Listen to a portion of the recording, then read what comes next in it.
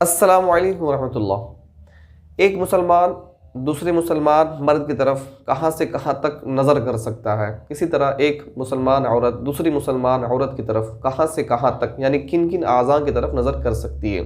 इसी तरह एक मर्द दूसरी औरत की तरफ किन किन हिस्सों की तरफ नज़र कर सकता है और किन किन हिस्सों की तरफ नज़र नहीं कर सकता। आज इस वीडियो में इसी को समझने की कोशिश करेंगे इंशाअल्लाह ताला।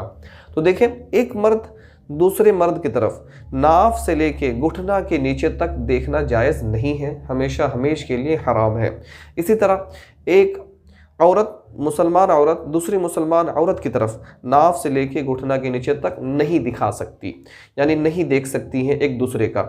हाथ वगैरह आस्तीन वगैरह देखना हो, बाल वगैरह, एक मुसलमान औरत दूसरे मुसलमान की आस्तीन हाथ वगैरह ये सब देख सकती हैं, लेकिन नाफ से लेके घुटना के नीचे तक देखना जायज़ नहीं है।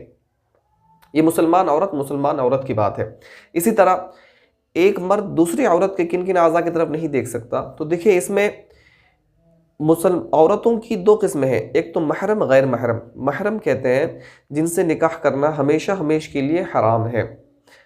तो जिनसे निकाह करना हमेशा हमेश के लिए हराम है, जैसे बेटी, बहन, फूफी, खाला, भतीजी, भांजी, तो एक मर्द अपनी माँ, बेटी, बहन की तरफ नज़र कर सकता है, यानी हाथ, गला, गर्दन, इसी तरह ये जो है हार पहनने की जगह, बाल, चेहरा, पैर में जो है कि घुटना के नीचे, इन तमाम आज़ा की तरफ नज़र कर सकता है। एक मर्द अपने महरम माँ बाप, माँ बहन, बेटी की तरफ नज़र कर सकता है।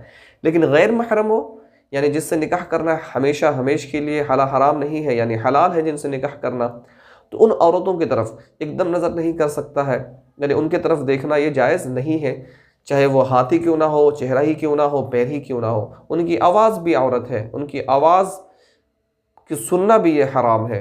इसी तरह से इन्फॉर्मेटिव वीडियो के लिए मेरे चैनल को सब्सक्राइब करें। चलिए फिर मुलाकात होगी। अल्लाह हाफिज़।